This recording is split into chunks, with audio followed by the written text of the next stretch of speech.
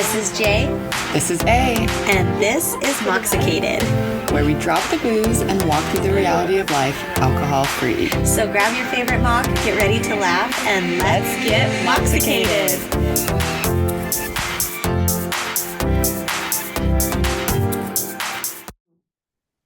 Hello. Hi, how are you today? I'm very excited.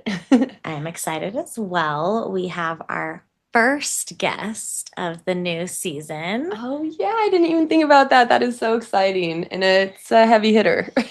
Yes. So we have Celeste Yvonne. She is an author and a sober mom advocate. Welcome, Celeste. Hi, thank you so much for having me.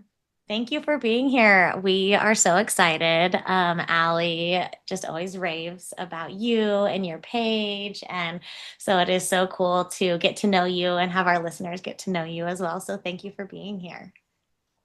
Yeah, I'm excited to chat with you. Me and Allie have been hosting recovery meetings together, and that's how I first was introduced to her. And now I get to meet you, Jess, and you guys seem like just you're like the the two cool friends. You know, you're trendy, you're chic.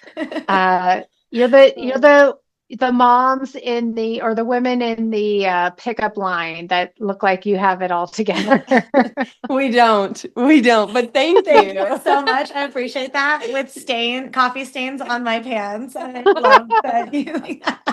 You make it look good, girl. Thank you. Well, tell us about yourself. Tell us who you are and what you do and all the things. Sure. I live in Reno, Nevada with my husband and two kids, age 9 and 11. And I was a corporate girly for about 20 years before I finally made the transition to being a stay-at-home mom. And that was a really hard choice for me because I grew up with a very uh, feminist mom who was like, carve your own path, don't settle, don't rely on a man, all these things. And I was determined to be that mom who could do it all. The ones that people say, I just don't know how she does it.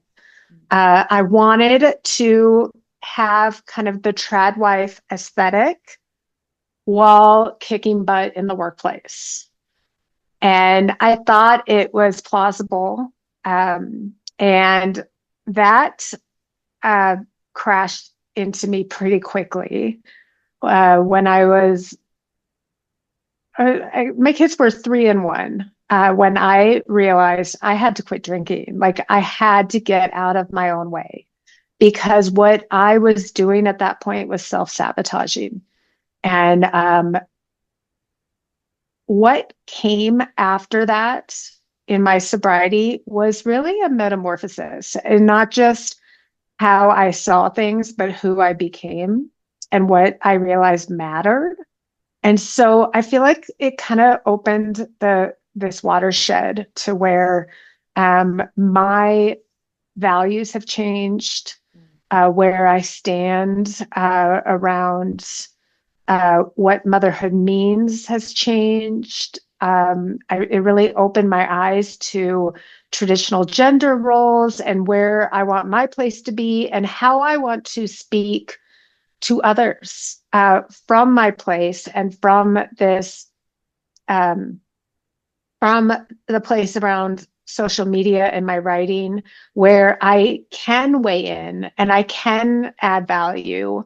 I want to be part of this movement where women rediscover themselves in midlife. I want to be part of this conversation.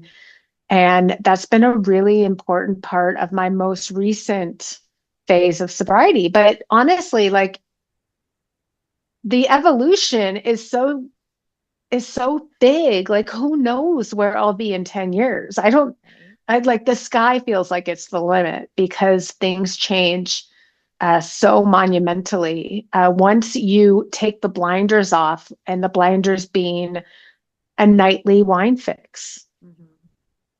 It's such a good point. It's such a good point because with clarity just comes so much discovery. And also with that discovery, you have like a solid rooted ground and confidence in who you are.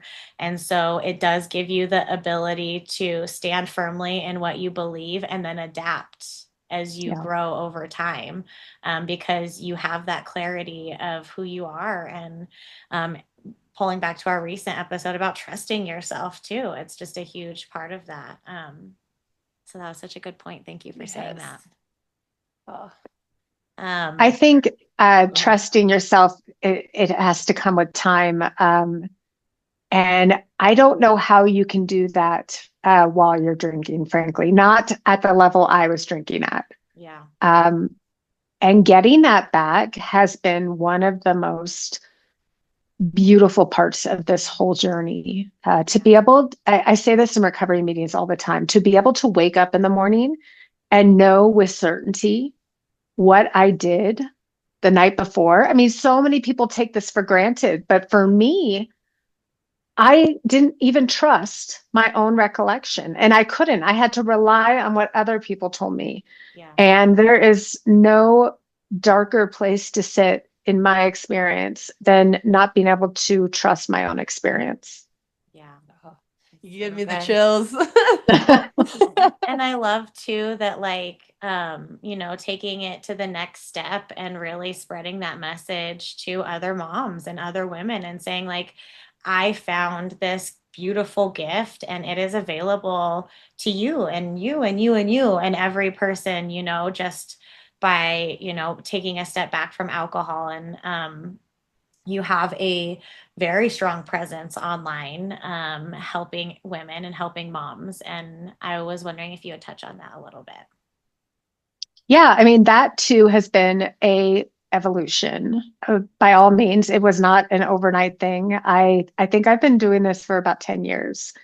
And I started a blog in 2016. Yes. 2016 when I was pregnant with my second child, and I wasn't supposed to tell anybody because it was still first trimester. And I was like, this is insane because we had tried and lost a baby in the process. So this was a rainbow baby. This was a significant situation I was in, and I was supposed to keep my mouth shut. Like the whole thing just felt very strange at a time where it seemed like you would want your loved ones to know uh, you're in a vulnerable state more than ever. Societally, people were telling me not to talk about your pregnancy until the second trimester. So I started an anonymous blog, and with time, I wound up uh, turning it into a pen name, Celeste Yvonne. And it started about motherhood and being a mom, feeling like a fraud as a mom. And then it was me trying to be the ultimate mom, which is, what my handle is, the Ultimate Mom Challenge, which was where I wanted my mom boss mentality to meet the trad wife aesthetic. Mm. And that's when it all came crashing down. From there, uh, I had to quit drinking in 2018. And I did not say anything about it on my social media. I was so ashamed. I felt like a fraud. I thought nobody would want to hear from, a woman who can't even manage her alcohol intake. Like, uh, what kind of mom am I?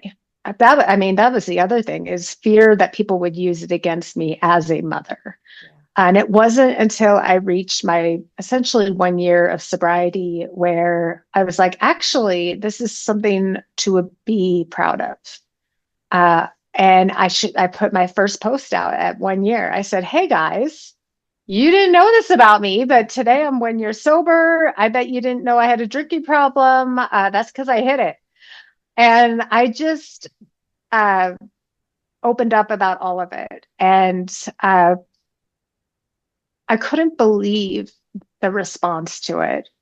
I don't think I got a single negative comment. It was all joy and celebratory, and other people asking me for advice. And it was just astounding and exciting. And I had an agent at the time because we were working on a book, I kid you not, about being the ultimate mom.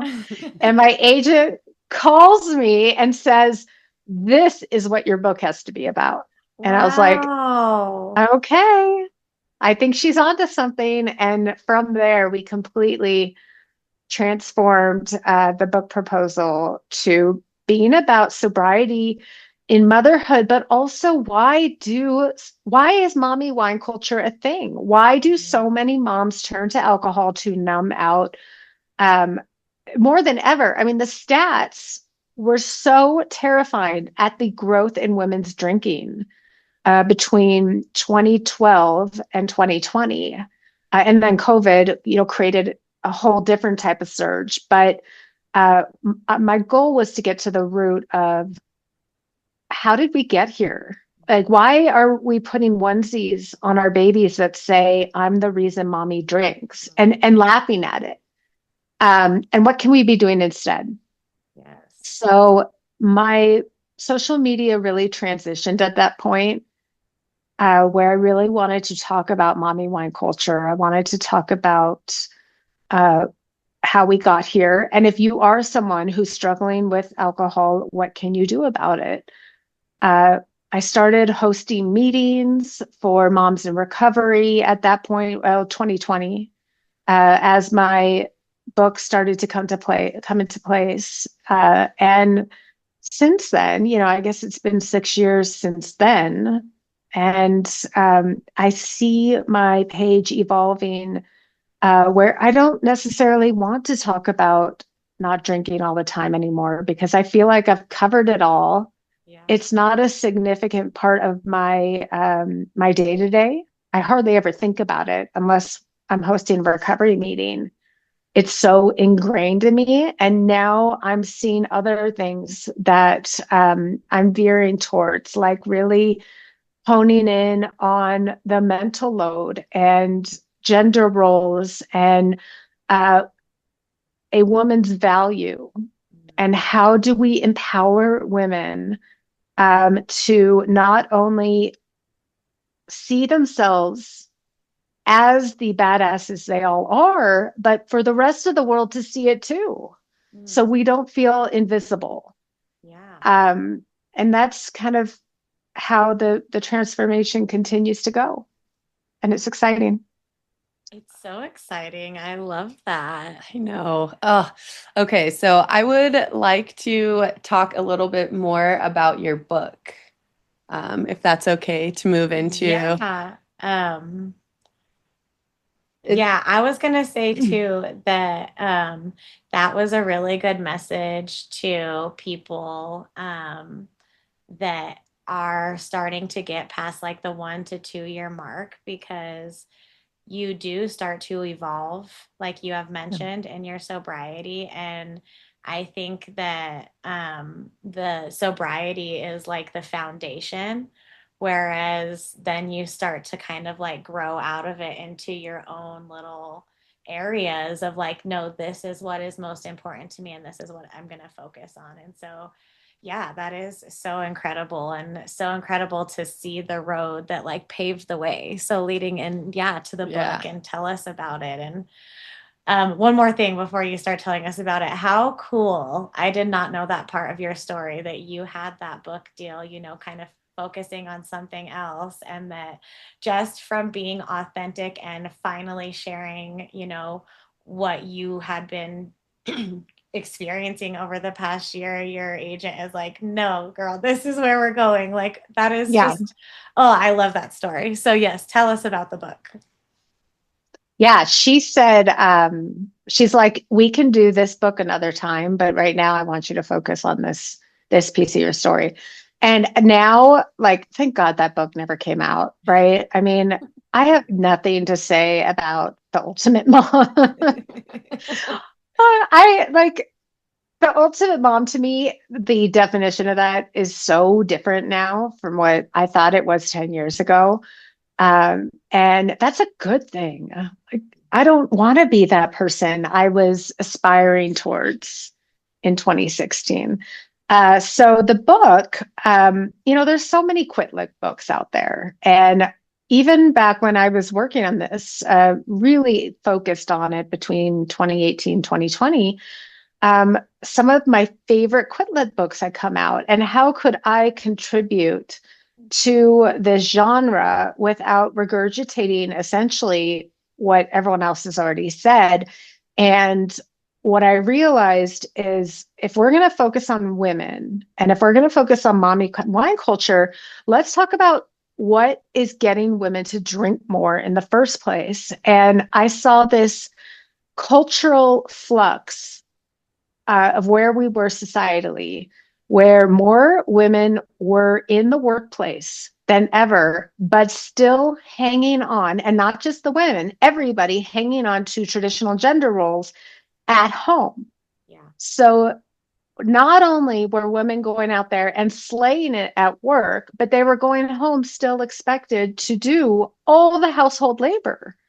And that hadn't changed. And that was creating this built up mental load, emotional labor, all these words that have become really trending on social media lately. But the resentment that compiled from carrying all that while maybe your partner goes home from work to relax while you go home for your second shift, leads a lot of women to self-medicate.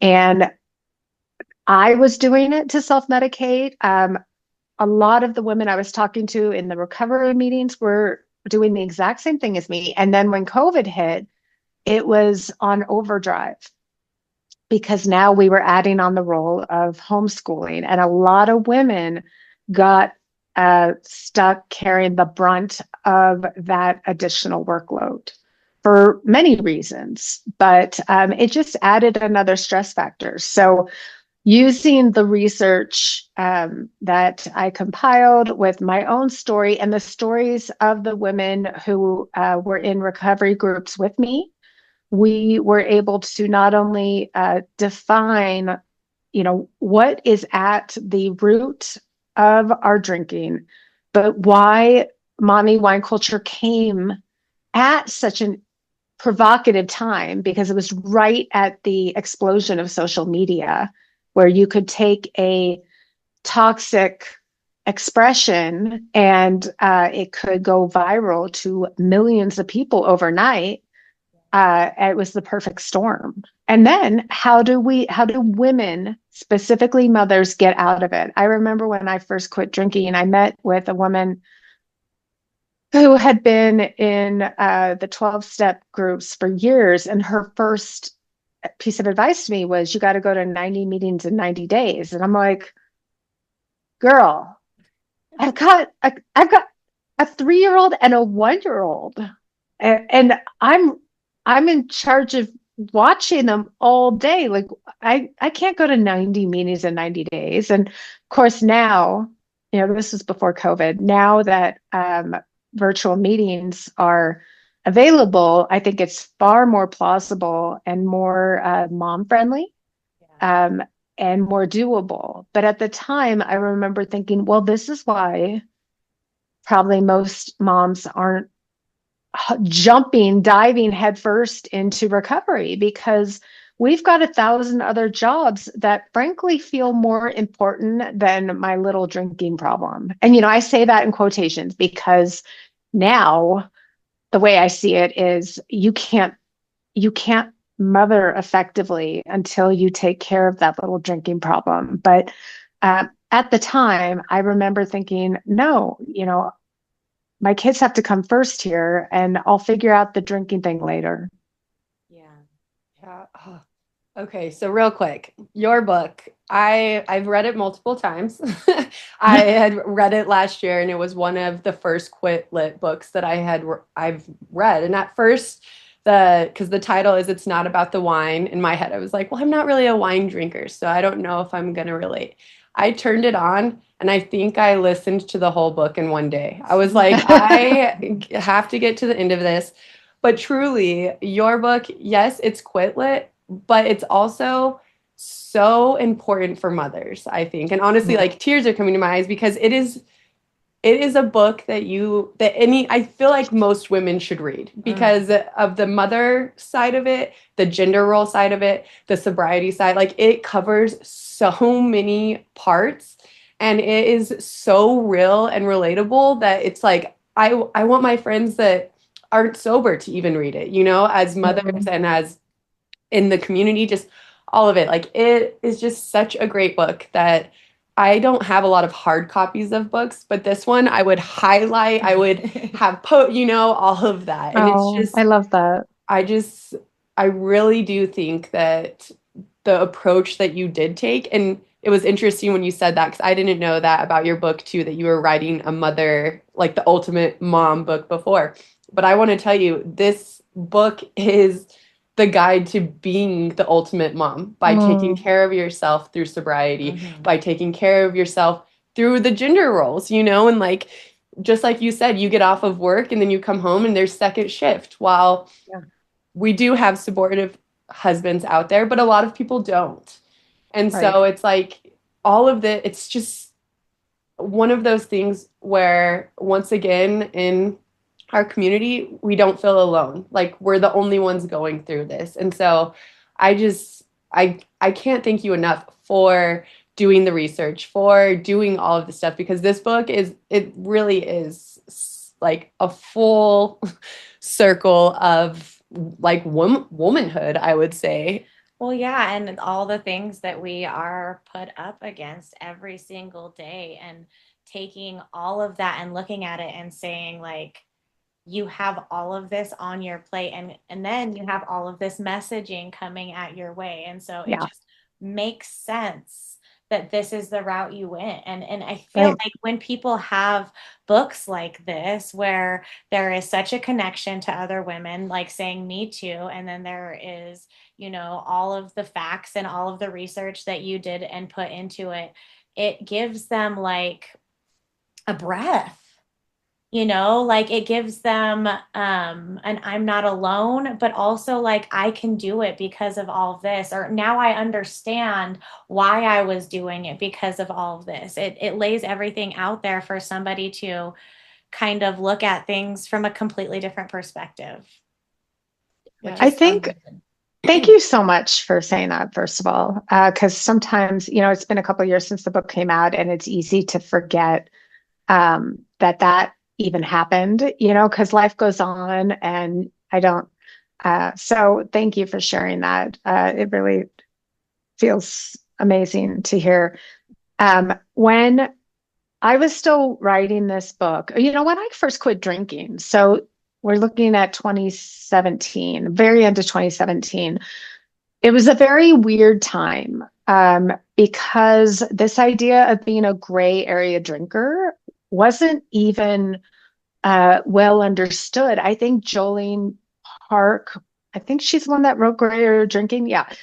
Um, that book came out right around that time or a little bit later. It was still this new concept. And a gray area drinker, for those who don't know, is like somewhere between not a problem drinker and problem drinker. It's someone who can moderate most of the time, but every once in a while they get blitzed out.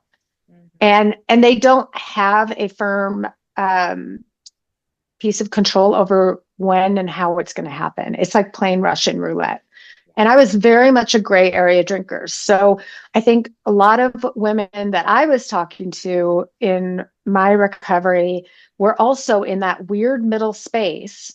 And we're also being blanketed with this message around mommy wine culture. Mommy needs wine. I mean, when I say like between 2010 and 2020, that it was the answer to Yes. any stressor a mom would post on social media, like, and not even in jest. I mean, people were saying it seriously. Go have a drink. Yeah. Mommy needs a cocktail. I mean, it was so prevalent. And I don't think it's as prevalent now, but I might be wrong because, obviously my algorithm is skewed. I do feel like we have seen significant transformation in the news coverage in social media about the way we talk about alcohol, and especially the way we talk about being a non-drinker or someone who's sober now. Yeah. And yet, I I do feel like most of the women I was speaking to for the book were living like I was, saying, "But I'm not an alcoholic. Yeah. So doesn't that mean I can drink?" And for me, the biggest takeaway to help me get to this space where I'm like, drinking's not the end goal, is understanding that you don't have to identify as an alcoholic to see what's on the other side. Like, alcohol doesn't do anyone any favors, even the ones who are moderating it. They're still getting mild headaches the next morning. It is still putting them at risk for cancer. I mean, the cons outweigh the pros in every single circumstance. Um, so it's a good question to ask wherever you are in your relationship to alcohol. And that was the story I needed to hear to move forward without feeling ashamed, without feeling like nobody wants to hear about my sobriety. I have to go sit at the kids' table from here on out, Yeah. because I am one of those people who just can't handle my liquor. Hey, besties AF, it's J and A here to talk makeup. I know for me, I am a no makeup girl. With 3 kids, a business, and a podcast, I don't have time for any sort of makeup routine. But there still are days where I'm finding myself wanting to add a little bit of sparkle to my face. My makeup routine takes about 15 to 20 minutes every day. I'm a big fan of products that feel natural and are healthy for my skin. Thankfully, we just found the coolest new product from Jones Road Beauty. The Miracle Balm. We, of course, both chose the shade Happy Hour, and you guys, this is truly a miracle. Lips, cheeks, highlighter, bronzer, all in one. And the best part for us desert girls is it is moisturizing. I literally dip my finger, add some sparkle, and I'm out the door. It's a game changer for my whole routine. Jones Road Beauty was created by Bobbi Brown, and her products are all clean. Have you seen the Just Enough Tinted Moisturizer? It's so awesome. We ditched the weird chemicals of all alcohol, so you all know we aren't putting any on our face.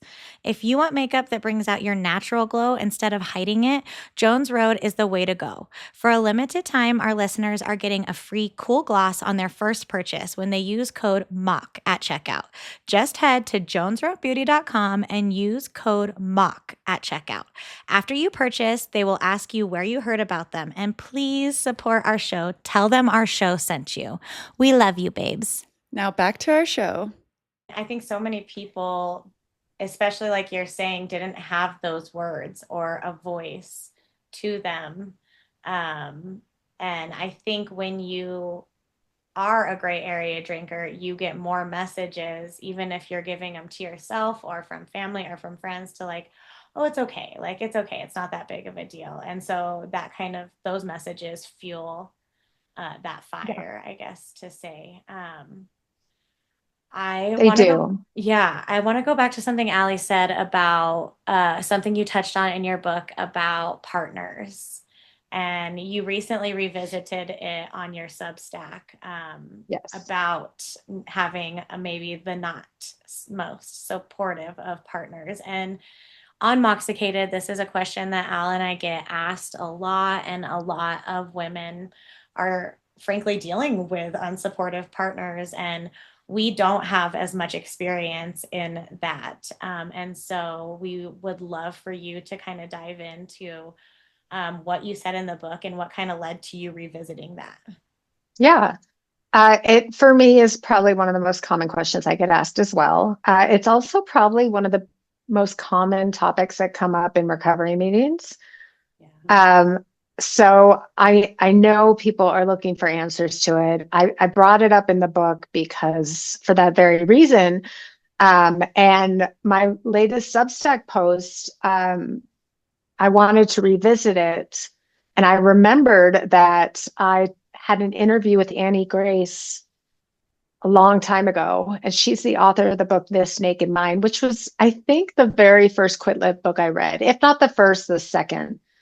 So it's a very important book to me and my sobriety. And I specifically asked her about this topic because I knew so many women who needed help and guidance on this.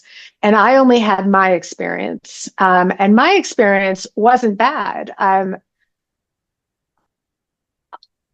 What happened with me was when I quit drinking, which I can tell you what happened there, but I feel like it's its own its own episode. The day I quit drinking, I was having a panic attack and it scared me. So I went to the ER and I called my mom to join me at the ER. And they determined that I was not having a stroke like I feared. I was just having a panic attack. So they just kind of, sent me home. But in the ER, I told my mom, I think I have a drinking problem, or I might have said, I think I'm an alcoholic. I don't quite remember. And I knew when I said that I was forever changing my relationship with my mom. My dad was an alcoholic, so she was not going to be like, oh, honey, you're good. She was going to hold me accountable if the minute I said that. So when I said that, I knew it was a no turning back moment. And I was okay with that. I needed that kick in the pants. But when I got home that night, and I had to explain to my husband why I went to the ER that morning, I said, I think I said something like, I can't keep drinking the way I'm drinking. I have a drinking problem. And he was like, okay. I mean, he was very like, I don't know if we asked him, he'd probably be like, I was afraid to say the wrong thing. So I didn't say anything. But he was just kind of like, I'll support you, whatever you do. So for him, I think it felt like it came out of nowhere. Now, after I told him the depths of where my drinking had gotten, I think he can now look back and go, oh, thank God you quit. But at the time, I was hiding a lot of that. I was a secret drinker. I was doing a lot of pre-partying before he got home, and then I would open the bottle of wine like it was the first of the night. So he didn't know any of that. And so initially when I quit, I think he felt like he did lose his drinking buddy. And he wanted to be supportive, but he also wanted to know how long I was going to do this sober thing. And I do remember talking about it at one point and him saying, like, maybe at 5 years, you could start thinking about drinking again. Or, maybe we could go out and like order a glass of wine together. And that's when I realized he did not understand addiction or what I was dealing with. To the extent that I was dealing with it. And I think a lot of partners are in that same boat where they don't understand the dynamic of having a drinking problem, that it's not a phase. It's not something that goes away the more sobriety you have under your belt. That it's something that it will, like Laura McCowan would say, it's my thing. And it will always be my thing. And when I talked to Annie Grace about this in that interview all that time ago, she talks about how any sort of change we make in our marriage is going to it's going to cause strain because it's a change. And our bodies and our brains don't like change, even though it's a natural part of living. Our bodies don't like change in relationships. They don't like change in dynamics. And so, she used the example, if one of you in a partnership decides you need to go to the gym every day, I mean, that's a positive change, but it causes impact, even strain on the family, because all of a sudden you're not available every morning between 6 and 7 when the kids are getting up, whatever it is. So think about it that way, that it's just a natural strain that will resolve itself over time. But don't feel like you're doing something wrong, and don't feel like you have to rethink your decision to quit because of that strain. That's normal. That's okay. The strain that comes from maintaining a drinking problem, that is not okay. And that's something that ultimately may never be resolvable. I always tell people I can't even imagine where my marriage would be now if I was still drinking. I doubt we would still be married. Yeah. I mean, because that was a freaking snowball waiting to drop down a cliff. So if you play the tape board in your relationships, even if you're getting pushback from that partner, play the tape board if you stay drinking, and how quickly your alcohol use is accumulating, and the problems you're navigating, the fights you start when you're under the influence, the brownouts or blackouts that cause you to not remember things. That is not making for a sustainable marriage either. No. No. No. Well, and it's such a good point too, that like in order for something, and we've all experienced this in our alcohol-free journey, in order for something to grow or get better or evolve, like a change has to be made, and that change is never comfortable. And yes, we're talking about partners, but like a disrupt in any system is what causes this. And we feel this in our family relationships, we feel this in our friend relationships.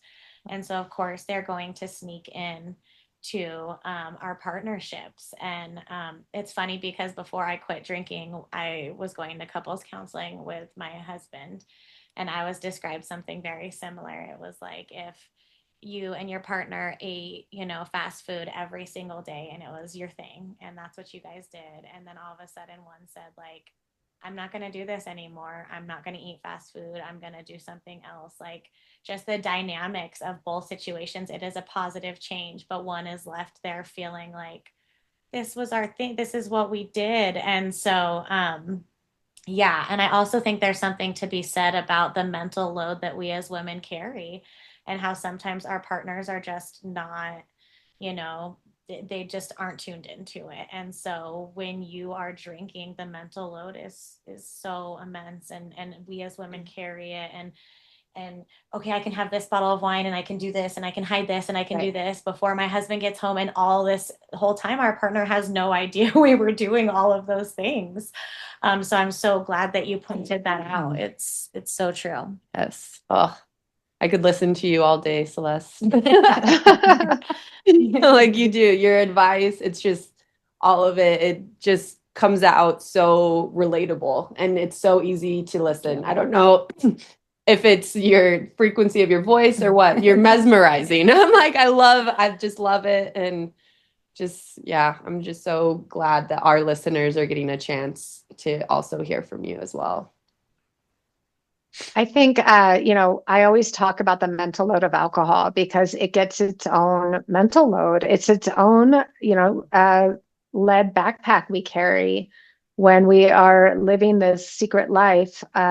Even if you're not secret drinking, you're secretly managing your drinking and figuring out how you're going to navigate a hangover, and who you might need to call to babysit so you can sleep in. Like there's so many dynamics that have to be worked out in that alcohol mental load. Just by lifting that backpack off and setting it down in sobriety, you are already relieving so much of your mental load, so that you can handle it. So you can figure it out, and you can find a sustainable, fulfilling lifestyle. But you can never do that while you're still carrying the lead backpack that is alcohol.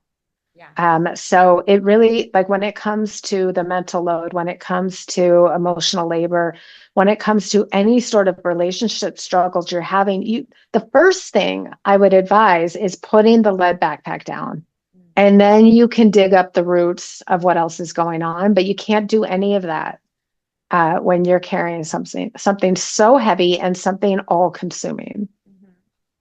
And I love that you referred to it as a strain, because if you think about that, like a physical strain, a muscle strain, it is not Yeah. permanent. It is not something that hinders you, forever. This is something that you heal from, and that maybe you're stronger for in the end. And so it's like, when you're riding the ship or turning the plane around, there is that moment of imbalance and that moment of, oh my gosh, what is happening? But then it rights itself. Yeah. And having faith for that to heal. Yeah. I mean, when it comes to positive changes, I can't think of a more positive change than removing alcohol from someone's life. And yes, there will be some fluctuation as the ship tries to kind of rebalance itself, but you will be stronger for it. You will be healthier for it. And something else that Annie Grace said to me was, attraction over promotion. Like when we are showing this healthy lifestyle, when we are living it and we are waking up hangover free, it positively benefits the entire family. Whether or not your partner wants to join you on the sober path is less important than the impact you are having to positively influence the entire family.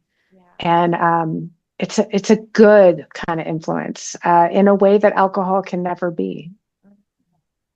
Thank you for saying that. There are so many women that need to hear that, and it just truly shows like what a champion you are for women. And so thank you so much. Yes. So beautiful. So speaking of being a champion for women, tell all of our listeners like where we can find you, what to expect if you have anything coming up, or just where we can find you. Yeah, I'm on social media under the handle of the Ultimate Mom Challenge, and now you know where that came from. And then I also write on my Substack. Um, I think that's under my name, Celeste Yvonne. So you can find me there. My book is available anywhere books are sold. It's not about the wine, the loaded truth behind mommy wine culture. I Last year I finished a fiction book, and I am currently querying it to agents, which is its own like full-time job. I'd love to see that come out in the next couple of years. So we'll see. Stay tuned. Yes, yay. You are so inspirational. That is so Yeah. amazing. I can't wait to see that book come out, because it will, putting that into the universe. Thank you. Thank you so much for sharing your wisdom and your time with us and our listeners today. Just such a breath of fresh air, and like I said, such a champion. So for any mom or woman that is struggling with mental load or life or drinking, please go follow Celeste, the Ultimate Mom Challenge. Go buy her book, and we are just so grateful for you. We love you, babes. Thank you guys for having me. I appreciate it. Yes, thank you for being here. Yay. We love you, babes. Talk soon.